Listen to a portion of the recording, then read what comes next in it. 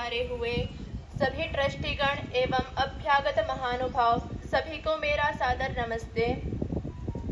क्या हमने कभी सोचा कि शिक्षा का अर्थ क्या होता है? हम विद्यालय क्यों जाते हैं? वहाँ पर गणित, विज्ञान, अंग्रेजी आदि विषयों को पढ़ करके परीक्षाएं उत्तीर्ण क्यों करते हैं? हम उच्च स्थान प्राप्त करने के लिए दूसरों से स्पर्धाएं क्यों करते हैं? आखिर क्या प्रयोजन है इस शिक्षा का? शिक्षित होने के लिए हम संघर्ष करते हैं, कुछ परीक्षाएं उत्तीर्ण करते हैं और किसी जीविका में लग जाते हैं। क्या यही शिक्षा का उद्देश्य है? यद्यपि जीविका कमाना जरूरी है, पर शिक्षा का उद्देश्य जीविका नहीं है। शिक्षा तो मनुष्य को जीवन जीने की कला सिखाती है। सज्जनता, सरलता, सौम्यता, स्वाभाविकता, धर्मशीलता और व्यवहारशीलता को सिखाती है। शिक्षा ही मनुष्य के जीवन को सुख, शांति और समृद्धि से युक्त बनाती है। हितोपदेश में तो यह भी कहा है कि विद्या ददाति विनयम, विनयात् याति पात्रताम, पात्रत्वात् धनमाप्नोति, धनात् धर्मः ततः सुखम। अर्थात विद्या मनुष्य को नम्र बनाती है, नम्रता से पात्रता, पात्रता से धन, धन से धर्म और धर्म से सुख की प्राप्ति होती है। यदि मनुष्य सुखी बनना चाहता है तो उसे विद्यावान बनना पड़ेगा। भर्तृहरि जी लिखते हैं कि विद्या राजसु पूज्यते न तो धनम, विद्या विहीनः पशुः। अर्थात बड़े बड़े महाराजाओं की राजसभा में भी विद्यावान पुरुष का ही सत्कार होता है, धनवानों का नहीं। विद्या विहीन मनुष्य का जीवन पशु के तुल्य होता है। महर्षि दयानंद सरस्वती जी के अनुसार विद्या की परिभाषा यह है कि शिक्षा की प्राप्ति और उसके साथ मानवीय व्यवहारिक गुण अर्थात धर्म, शिष्टाचार और संयम का होना। डॉक्टर राधाकृष्णन के अनुसार आज भारत सहित समस्त संसार के कष्टों का कारण यह है कि शिक्षा का संबंध धर्म, नैतिक एवं आध्यात्मिक मूल्यों की प्राप्ति के लिए न रहकर केवल मात्र मानव मस्तिष्क के विकास के लिए रह गया है। जिस शिक्षा में हृदय और आत्मा की अवहेलना की गई हो वह शिक्षा कभी भी पूर्ण शिक्षा नहीं कही जा सकती। श्री अरविंद घोष की ये मान्यता है कि ज्ञान, निष्काम कर्म और भक्ति ये तीन आर्ष शिक्षा के मूल तत्व हैं। हमारा उद्देश्य ऐसी उचित शिक्षा को प्राप्त करने का होना चाहिए कि जिससे भावी संतान ज्ञानी, सत्यनिष्ठ और विनयशील बने। चाहे धर्म की किसी अन्य रूप में शिक्षा दी जावे या नहीं, परंतु मानवता के लिए, ईश्वर के लिए, दूसरों के लिए, देश के लिए और इन सब में अपने आप को जीवित रखने के लिए शिक्षा का ये सार प्रत्येक विद्यालय में आदर्श किया जाना चाहिए। वस्तुतः शिक्षा का उद्देश्य ज्ञान की वृद्धि के साथ मानवीय व्यवहारिक गुणों को बढ़ाना है।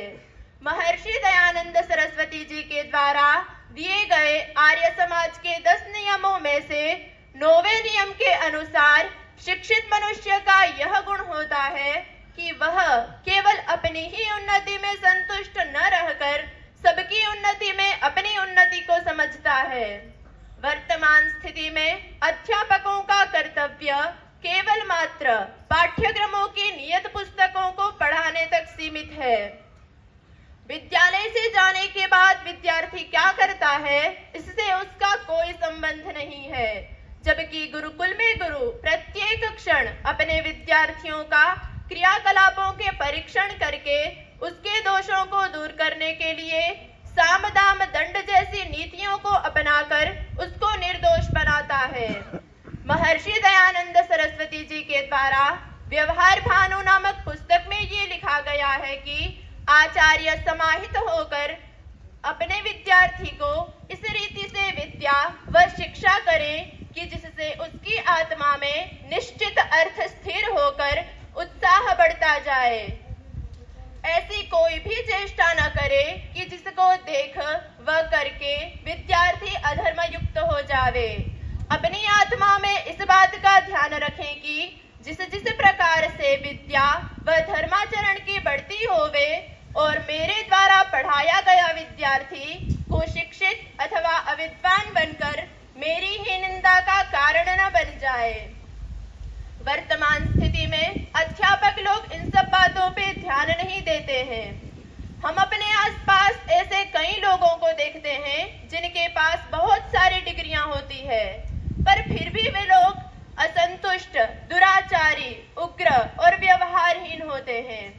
तो अब प्रश्न ये उठता है कि क्या उन लोगों ने स्कूलीय शिक्षा प्राप्त नहीं की?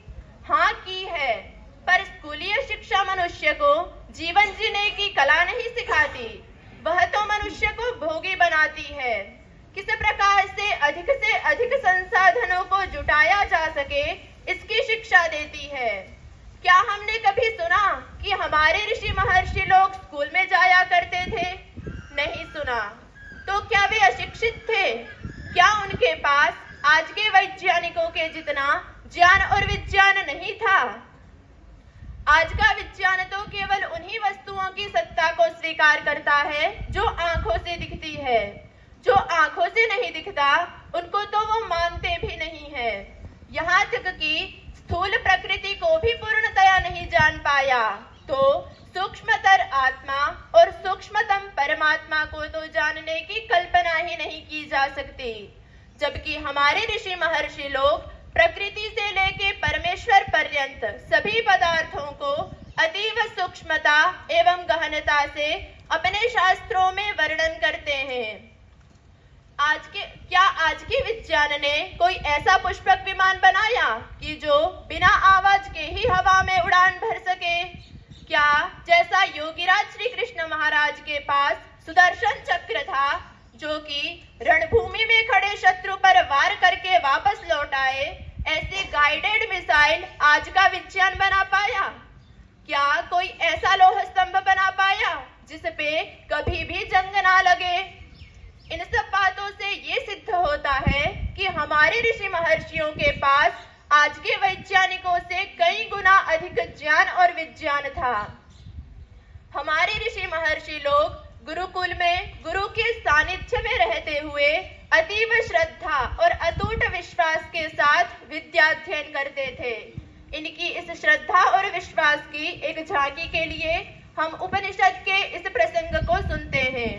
जबाला का पुत्र जाबाल सत्यकाम, जो कि विद्या ग्रहण करने के लिए गौतम गोत्री हारिद्रुमत मुनि के पास गया हुआ था। हारिद्रुमत मुनि ने उनसे अपना परिचय पूछकर उनको 400 निर्बल एवं कृष गायें देते हुए कहा कि इनकी सेवा आपको करनी है। तब जाबाल सत्यकाम ने यह कहा कि गुरुजी, जब तक ये गायें 1000 ना हो जाती तब तक मैं गुरुकुल में वापस नहीं लौटूंगा। ऐसा कहते हुए वे वन की ओर चल पड़े और हकीकत में जब 1000 गायें हो गई और जाबाल सत्यकाम गुरुकुल में वापस लौटे तब वह पूर्ण ब्रह्मज्ञानी बन चुके थे। ऐसे श्रद्धावान मनुष्य को ही विद्या की प्राप्ति होती है। इतनी उत्कृष्ट गुरु शिष्य की प्रणाली भारत में अंग्रेजी शासन से पूर्व तक यथावत चल रही थी। अब प्रश्न ये उठता है कि ऐसा क्या हुआ कि जिससे गुरुकुलीय शिक्षा प्रणाली नष्ट हो गई और स्कूलीय शिक्षा प्रणाली चल पड़ी? तो ये उस समय की बात है जब भारतीय शिक्षित वर्ग धर्म संबंधी अज्ञान के कारण मिशनरी के चक्कर में आकर अपना धर्म परिवर्तन कर ईसाई बन रहे थे। पादरी लोगों ने धर्म का नाश किया एवं मानसिक दुर्बलता पैदा की। ऐसे समय में लॉर्ड मैकॉले का प्रवेश हुआ। वह उस समय के लॉर्ड विलियम बेंटिक का शिक्षा सलाहकार था। उसी ने भारत की प्राचीन शिक्षा प्रणाली को मूल सहित उखाड़ दिया और अपनी भावी शिक्षा प्रणाली के प्रतिवेदन में उन्होंने यह स्पष्ट किया कि मैं भारत में एक ऐसा वर्ग बनाना चाहता हूं कि जो रंग रूप और रक्त से तो भारतीय हो पर बुद्धि, बोलचाल और भावना से पूरा अंग्रेज हो। लॉर्ड मैकॉले की ये भावना समाज में आज जैसे सच्चाई बन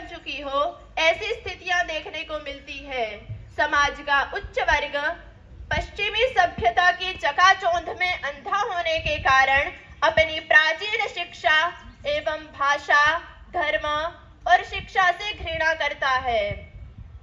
भोग और विलास ही उसके जीवन का परम लक्ष्य बन चुकी है। समाज का मध्यम वर्ग इस विलासी जीवन को देखते हुए ऐसे जीवन जीने की तीव्र उत्कंठा पैदा करता है, परंतु साधनों के अभाव के कारण मन मार कर बैठ जाता है। लॉर्ड मैकॉले के द्वारा बीज रूप में बोए गए इस वृक्ष का मूल आज भारत में अपनी जड़ जमाते जा रहा है। इन सब दूषणों से बचने का एकमात्र उपाय है गुरुकुलीय शिक्षा प्रणाली का पुनः प्रस्थापन। यदि हम अपनी संस्कृति को, भाषा, धर्म और शिक्षा को पुनः प्रस्थापित करना चाहते हैं, इसके लिए हमें प्रयत्नशील बनना पड़ेगा। इतना कहते हुए मैं अपनी वाणी को विराम देती हूँ। इत्योम शम। गुरुकुलीय शिक्षा और वर्तमान में जो स्कूल में शिक्षा दी जाती है उसमें क्या भेद है, क्या लाभ हानि है, उसको बताने का प्रयास किया है हिरल जी ने।